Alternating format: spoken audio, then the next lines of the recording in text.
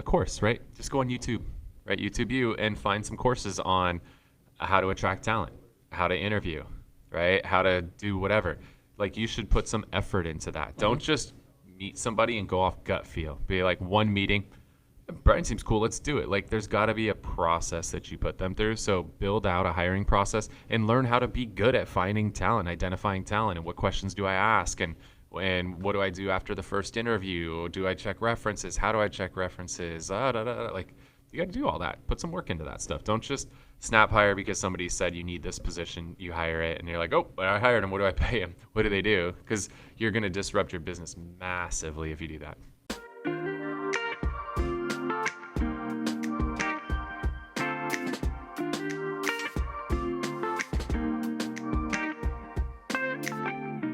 Welcome to the Whissel Way Podcast. My name is Kyle Whissel, your host with Whissel Realty Group and eXp Realty in San Diego. And I'm Bryan Koci, the Director of Marketing and Media here at Whissel Realty Group.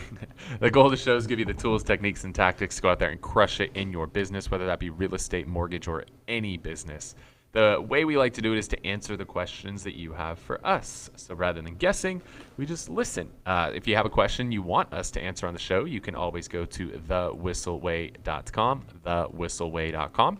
Not only can you ask questions, you can join our Facebook group, subscribe to our podcast, our YouTube channel, join our referral network for all the people leaving California, and most importantly, you can get early bird pricing on our Media Mayor Mastermind course, which is half off right now. And this course will help you become the media mayor of your community, something that's really helped put us on the map here in San Diego. We've been the #1 team in the county for the last 6 years and would love to help you do the same in your community. So you can go to thewhisselway.com. And if you enjoy the show today, we really appreciate if you're watching on YouTube, if you could hook us up with a little thumbs up, hit the subscribe button and the bell so you get notified of future episodes of the show. And if you are listening on a podcast platform, if you can hook us up with a review on there, those mean the world to us. What do we got today, Bryan? So this one is one that we see a lot in our group, and I know a lot of people struggle with this, is to build a team or not build a team. There's pros and cons of both. And I know one of the biggest concerns I hear with people about building a team is, look, I work one-on-one with my clients. It's a very personal connection that I have. I'm worried about if I build a team, even if that's an assistant or a showing agent or a buyer's agent, that level of removal is going to lower the quality of service I provide. And so I want to talk about how do we keep the high level of service while growing the team and being able to help more people. Yeah. Being a control freak is a really expensive addiction. It's real expensive. I mean, it might be up there with fancy shoes and ice cream and cats. I mean, it's my an ice cream is cheap. That's a really expensive addiction. Dude, we had some Dippin' Dots at Santee Lakes. Oh, the worst. Oh my gosh. They were so good. No. Oh, they were delicious. It's they come ice. in a little bag. Oh, they're terrific. Ugh. That's the worst. Do you really like Dippin' Dots? Yeah, they were good. We had cotton candy flavor. They were legit. Tom likes Dippin' Dots? They're great. Okay. I mean, I had it at SeaWorld one time. Was really excited. It was cookies and cream because that's what I eat. And it tasted like ice. It wasn't prepared properly. There was a proper preparation for Dippin' Dots. I would love to try it again. It was trash when I had it. Oh my God. Anyway, we're talking about teams, not trash ice cream. Yeah, being a control freak, it's an expensive addiction.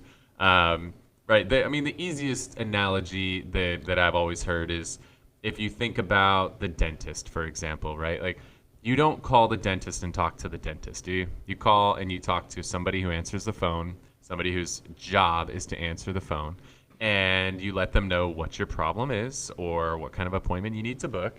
They'll ask you a series of questions, and they will schedule you for an appointment, right? They're going to figure out, who do I need to set this appointment for? Is it for the hygienist? Is it for the actual dentist, right? Or do I need to refer you out to somebody else? Right? They're going to take you, orthodontists, they're going to take you through the process, and then they're going to schedule the appointment with the appropriate person. So then they're going to put it into a system, and the system's going to send you reminders and let you know you have an appointment and all the things. And then the day of, you're going to show up to the office, and there's going to be somebody at the office who greets you. and they're going to have you sign in. And then more often than not, there's one person who signs you in. There's another person who takes your insurance card and like calls the insurance company and gets you dialed in, make sure you're covered and all of that stuff, and reviews the billing part of what this appointment's going to cost you. And then they tell you to sit down, and somebody else is going to come and walk you in. And that person, at least at the dentist office I go to, it seems like every other time they take like x-rays. And then that person who takes the x-rays sits me down in a chair. And then another person comes in and they clean my teeth. And then finally the dentist comes in and does the check for cavities and addresses any issues brought to the attention from any of the other people. Give you the guilt trip of the flossing.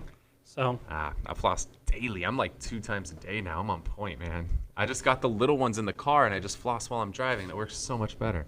All right. Because trying to floss at home, it just never happens. So I just floss in the car. And so think about that, right? Like, did the dentist do all those things? Like, the dentist was only like a really small portion of it. But when somebody asks, like, oh, what dentist do you go to? You name the dentist. You don't name the like 7 other people that were part of your experience. You name the dentist. Well, if that's how a dentist runs their business, why don't you run your business that way? And the thing is, when you put it that way, it's not weird. No, it's normal. It's not weird because I heard 2 things when you were talking there. 1, it's not weird if you have other people helping you. And 2, there can be other people that are probably better at you at certain tasks. So, because I was talking to someone about this as well, and I'm like, it's not weird if you go to the doctor or the dentist and they do that. But somehow in real estate, we think, well, but real estate isn't done that way. But if you think about it, people, consumers, don't live in the real estate realm 40, 50, 60 hours a week for their entire lives like we do, right? Most people live in the real estate realm for a couple months every few years. So the fact that you go, oh, well, not every real estate agent, every real estate agent works on their own. They're not comparing real estate agent to real estate agent to real estate agent to real estate agent. They're comparing real estate agent to car salesperson to dentist to doctor to literally every other service provider in their life. So it's not weird if you're like, oh yeah, I'm gonna have my assistant book that for you. It's not weird. Yeah. Cool. It's weird in your own head. Yep. It's a story you're telling yourself, but it's not the story that the consumer is reading. It's your own story.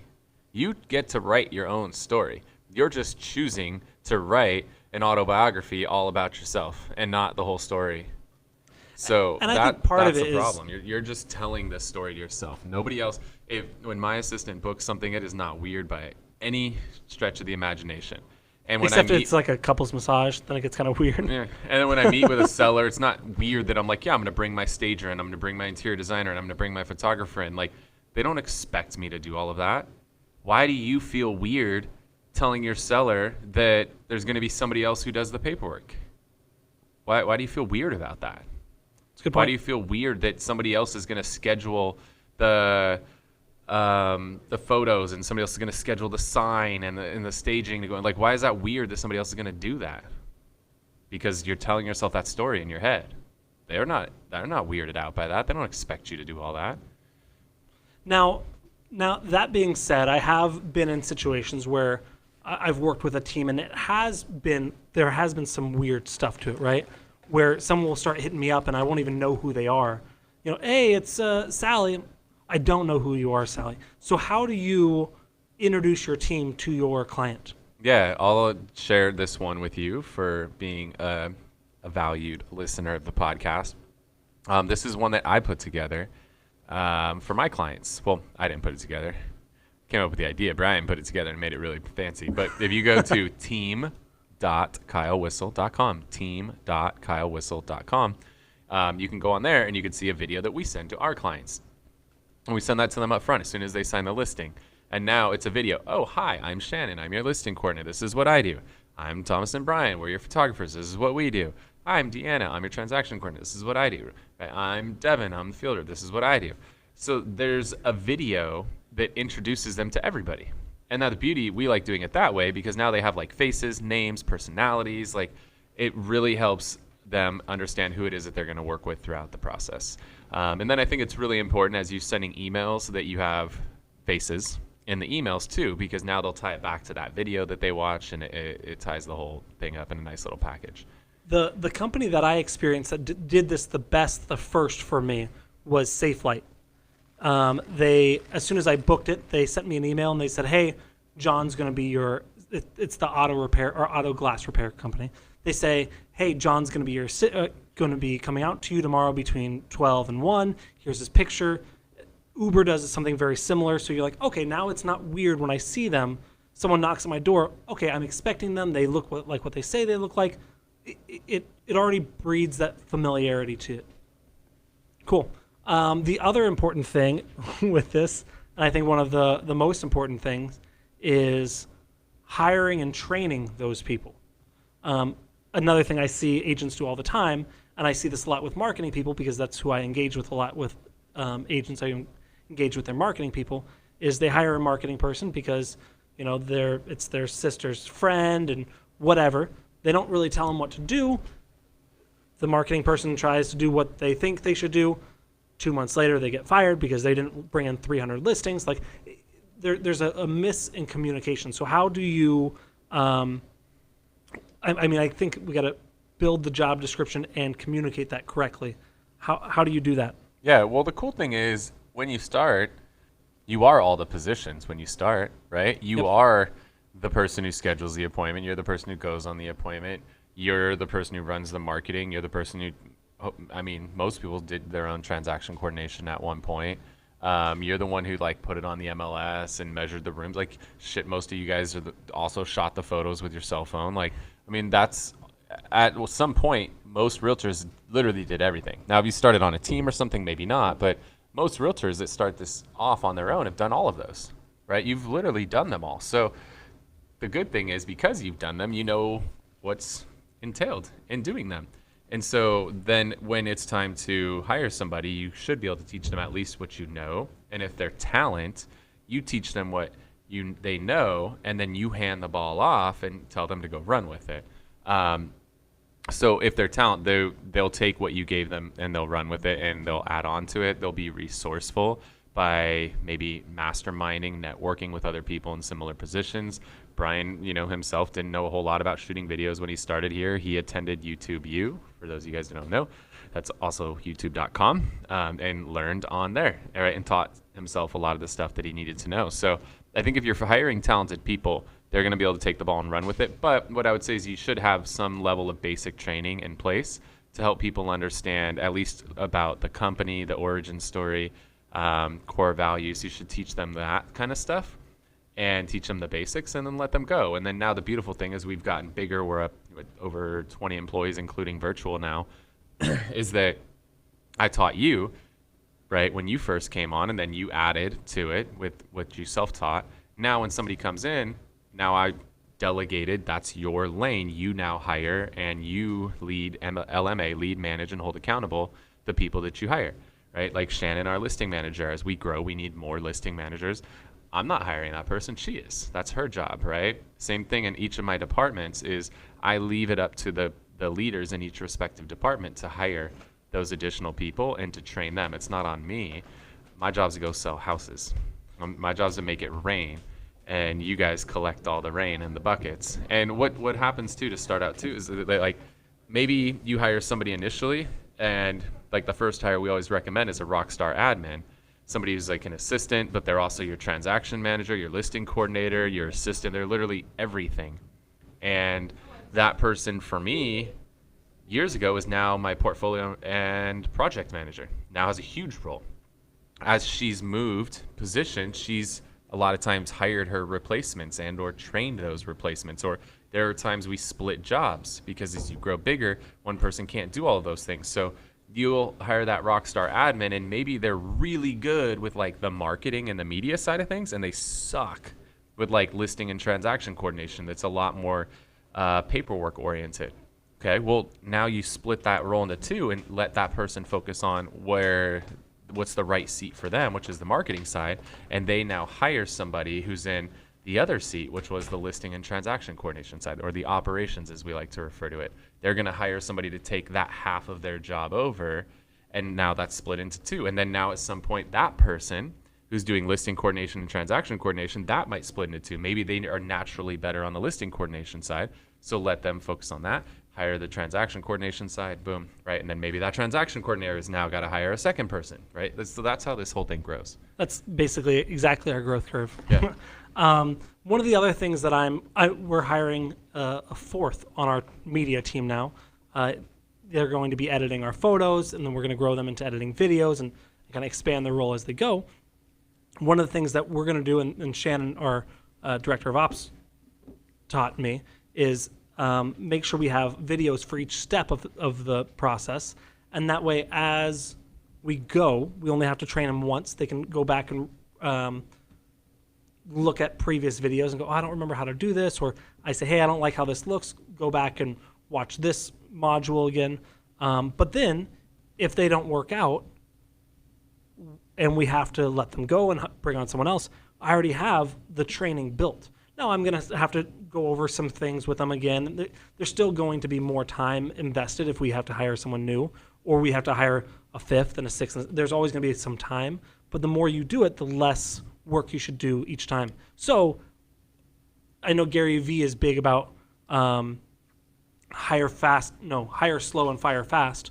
That doesn't really apply to this situation. So I thought it was the other way around. I would say you can hire someone. If they don't work out, you can fire them fast, but still have that training built up. So it kind of half works. It applies. You should hire slow for a few reasons. One, you should have a training program built before you hire somebody. I see people make this mistake all the time. They go to a conference or listen to a podcast or a webinar, and somebody's like, oh, you got to have like a videographer. And so people are like, all right, I hired a videographer. What should they do? I mean, I see posts all the time. One of my dear friends just hired an ISA and literally hired this person and then is posting like, oh, well, what should their comp plan be? Fuck do you mean what should you hire? What the fuck did you hire them at? Like, did you not have a comp plan conversation? I will give you money before you eventually. hired them? Like, that's a bad idea. So you got to have this stuff planned out before you ever even go to attract somebody into your company. Like, you should have a comp plan, but you should also have a basic training. And maybe you don't have the training built before you hire them, but before they start, you should have a level of basic training that's built out before they actually start on the job, because there's nothing worse. It actually does more harm than good if you don't, because then what happens is they start and they're sitting in your office, you sign the paperwork or whatever, and they're like, all right, cool, what should I do? And you're like, go do this and this. Okay. And they go, like, all right, Kyle, I'm all done. What should I do next? Go do this and this. Okay. Kyle, I'm all done. What should I do next? I don't know. Let's just call it a day. And then they come in the next day and they're like, all right, cool. What should I do today? Maybe like, why don't you go do this and this? Okay. So it's adding stress to your plate. Yeah, and now it's like it's super disruptive, and now it creates a bad experience for them, so they might not stick around because like these people don't have their shit together. It's a lose-lose. So you should hire slow for your own sake and for their sake. Make sure you're hiring the right person, because if you make a snap hire and it's a bad hire, it could cause a lot of damage. I mean, one person can be very, very disruptive to your company, and they could turn people off. You could lose some really talented people. I mean, in this industry, good agents might bring you well over 6 figures a year. You don't want to make a bad hire who turns off your number one producer, and now you lost your number one producer at the expense of this idiot that you snap hired too soon and didn't go through a process. So have an interview process. Yep. I mean, that's a lot. Yeah. Do you have any other quick tips? I feel really good about this one. I feel we covered a lot of stuff that we haven't really talked about in the past. Yeah, I think this is all really solid. I'll just share like my journey. I learned a lot about hiring through, it used to be called Recruit Select. It's a course through Keller Williams. The current iteration is now called Career Visioning. I highly recommend that course, whether you're with Keller Williams or not. Very, very valuable course to understand how to attract and retain talent. So I would strongly recommend. That was a huge game changer for me. And maybe you don't want to deal with that. Of course, they're going to try to recruit you while you're there. That's why they do these courses. But I mean, if they didn't, they're messing up. Right, they're these idiots. So maybe that's not your course, but find a course, right? Just go on YouTube, right? YouTube U, and find some courses on how to attract talent, how to interview, right? How to do whatever. Like, you should put some effort into that. Don't just meet somebody and go off gut feel. Be like one meeting, Bryan seems cool, let's do it. Like there's got to be a process that you put them through. So build out a hiring process and learn how to be good at finding talent, identifying talent, and what questions do I ask, and what do I do after the first interview? Do I check references? How do I check references? Like you got to do all that. Put some work into that stuff. Don't just snap hire because somebody said you need this position. You hire it and you're like, oh, I hired him. What do I pay him? What do they do? Because you're going to disrupt your business massively if you do that. Yeah, cool. All right, awesome. Well, hopefully you guys got a lot of value out of that. If you could hook us up with a review on whatever podcast platform it is that you're listening to the show on, we'd really appreciate that. And if you are watching on YouTube, hit the thumbs up and the subscribe button, and then that little notification bell so you get notified of future episodes of the show. And we're going to roll into our Whissel Widget of the Week. But before we do, make sure to visit thewhisselway.com. You can subscribe to the podcast, the YouTube channel, join our referral network, our Facebook group, and get early bird pricing for our Media Mayor Mastermind course so you can crush it and be the media mayor of your community, thewhisselway.com. With that said, we want to roll into our last segment of the show, which is called the Whissel Widget of the Week. This is something that either saves us time, makes us more money, or helps us just have more fun. What do you got, Bryan? This is a great tool that we use, and maybe we've done this already as well. But we use this. I use this literally every day, not only with my media team, but also how I communicate with our agents, clients, kind of a little bit of everything. And this is utilizing Dropbox. I personally like Dropbox better than Google Drive or things like WeSendIt. I like the structure of it. I even have the ability set up to where I have it on my phone to where every time I take a picture, it'll automatically upload to Dropbox, which saves on my computer. So I have it all in one spot, or actually all in multiple spots. But this has massively increased our ability to share projects with each other. It's how I deliver photos and videos to our agents. Dropbox is a game changer. I think I pay $10 a month for the 2 terabytes of storage, something like that. Probably I'm getting close to that limit. So I need to clean some stuff off and maybe pay for the new one. But Dropbox is massive, massive, massive for our media team business, my photography business, and even just my personal photos. So I have them backed up. Cool. I'm going to roll into one. Hopefully we haven't done this before, but maybe we have because we've done like over 100 episodes of the show, which means we've done over 200 of these widgets of the week. But one thing that is coming back extremely strong right now is events.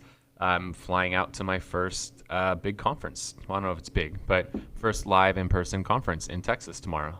And I think events are going to be massive on the back end of COVID. I think you're going to see more demand for events than you've ever seen before because everybody has been kind of locked down for the last year plus.